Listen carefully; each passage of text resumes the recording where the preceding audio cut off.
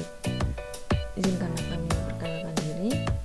Kami dari kelompok 1 yang terdiri dari Adinda Pratiwi, Asih Dwi Utami, serta Kurnia Hasnita.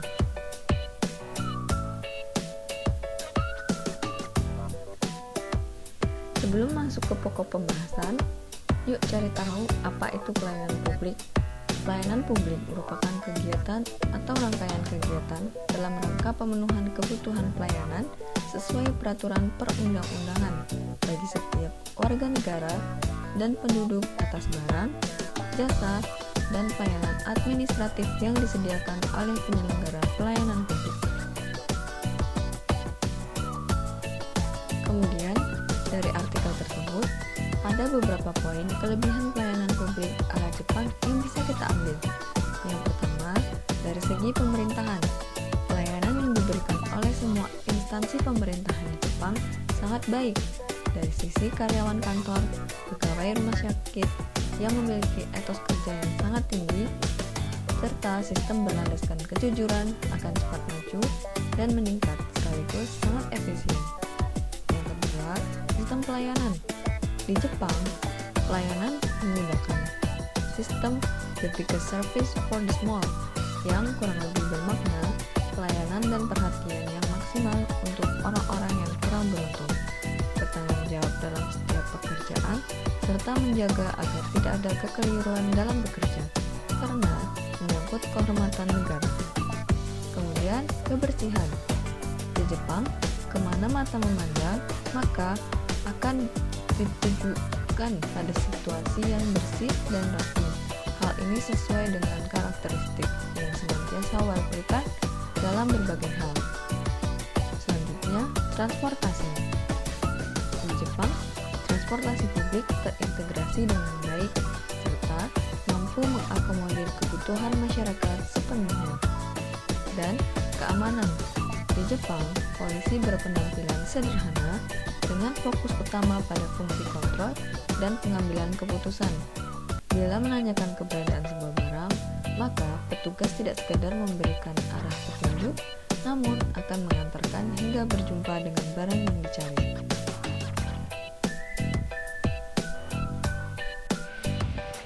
Terdapat 10 prinsip pelayanan publik. Yang pertama, kesederhanaan. Yang kedua, kejelasan. Yang ketiga, kepastian waktu. Yang keempat, akurasi. Yang kelima, keamanan. Yang keenam, tanggung jawab. Yang ketujuh, kelengkapan sarana dan prasarana. Yang kedelapan, kemudahan akses. Yang kesembilan, kedisiplinan, kesopanan, dan keramahan. Dan yang terakhir, kenyamanan.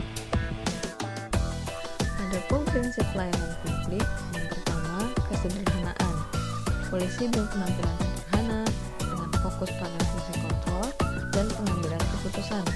Hal ini dapat dilakukan karena sistem di Jepang sudah sangat baik, sehingga tidak perlu polisi yang berpenampilan mengerikan. Selanjutnya, kejelasan. Di kantor pemerintahan Jepang, semua urusan akan ada dan harus ada solusinya. Kepastian waktu. Petugas operator dengan cepat merespon dan menindaklanjuti kesalahan terkait pencatatan meter listrik dengan langsung mendatangi pihak yang bersangkutan setelah menerima pelaporan. Akurasi. Pelayanan yang diberikan tepat sasaran, tidak membedakan kalangan dari latar belakang manapun. Keamanan. Polisi, sistem yang bekerja dan melindungi. Para polisi hanya perlu melihat, mengawasi, dan mengambil keputusan. Dan bertanggung jawab. Tanggung jawab dalam setiap pekerjaan, serta menjaga agar tidak ada kekeliruan dalam bekerja, karena hal tersebut menyangkut kehormatan negara.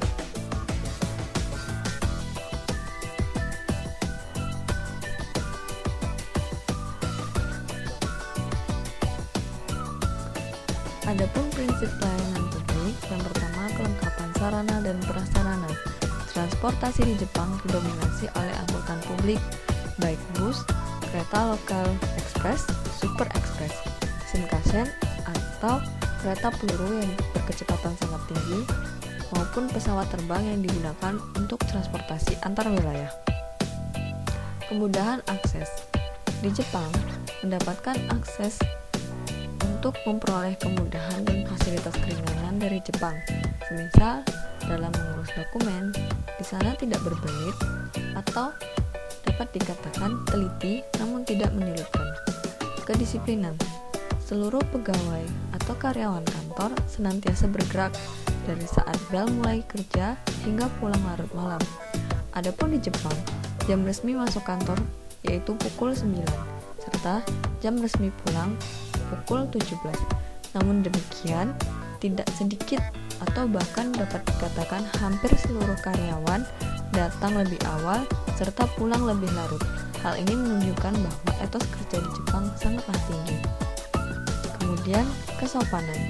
Sikap kesopanan yang ditunjukkan dengan berkali-kali pihak operator minta maaf terkait kesalahan pencatatan meter listrik oleh petugas dan berjanji untuk segera ditindaklanjuti. Keamanan. Keramah tamahan petugas supermarket di Jepang. Bila menanyakan keberadaan sebuah barang, maka petugas akan mengantarkan langsung sampai barang ditemukan. Kenyamanan. Pelayanan yang diberikan oleh karyawan kantor di instansi pemerintahan, petugas supermarket, pedagang, dan pegawai rumah sakit di Jepang sangat baik dengan sikap yang ramah, jujur dalam memberikan pelayanan.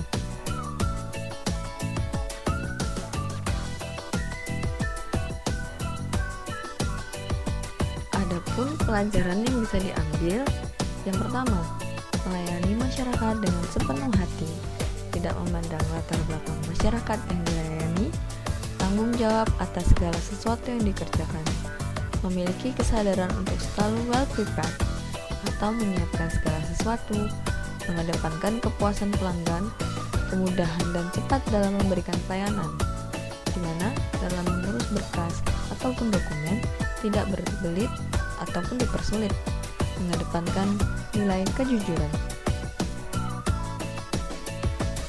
Adapun prasyarat yang harus dimiliki di Indonesia agar dapat memberikan pelayanan yang optimal seperti contoh di Jepang. Yang pertama, mengadakan reformasi birokrasi pelayanan pemerintahan terhadap publik. Yang kedua, memperbaiki sifat dan sifat setiap orang, terutama ASN, agar dapat jujur, ramah, serta mengedepankan kepentingan publik. Yang ketiga, meningkatkan sarana dan prasarana umum. Keempat, menanamkan nilai-nilai moral sejak dini pada generasi muda. Kelima, memahami bahwa profesi ASN merupakan bentuk pengabdian terhadap bangsa dan negara, sehingga seharusnya perlu dikerjakan dengan sungguh-sungguh. Selanjutnya, memperbaharui mindset atau pola pikir bahwa sebagai ASN itu bertugas sebagai pelayan publik, bukan yang dilayani publik. Selanjutnya yang terakhir, tidak berorientasi kepada material, melainkan bagaimana mengoptimalkan pemberian layanan dan jasa. Adapun kebijakan yang dapat diterapkan di Indonesia, yang pertama, menyederhanakan prosedur pelayanan. Proses yang berbelit-belit dapat mengurangi kepuasan pelanggan atau konsumen. Proses yang sederhana namun tepat dan sesuai dapat memperlancar seluruh kegiatan pelayanan publik. Yang kedua, mengembangkan SDM atau sumber daya masyarakat yang profesional. Aparatur yang terkesan minta dilayani harus diubah menjadi melayani. Aparatur yang memiliki sifat keterbukaan dalam melaksanakan asas tanggung gugat. Aparatur yang berorientasi pemberdayaan aparatur menjadi berorientasi memberdayakan masyarakat. Yang ketiga, meningkatkan mutu. Mengubah prinsip organisasi yang digerakkan oleh aturan menjadi bentuk organisasi yang digerakkan oleh misi. Privatisasi, yaitu meningkatkan kontrol dan pengawasan pemerintah terhadap pihak swasta yang menjalankan pelayanan publik. Demikianlah presentasi yang dapat kami sampaikan. Adapun kekurangan dan kesalahan, kami mohon maaf. Sekian dan terima kasih.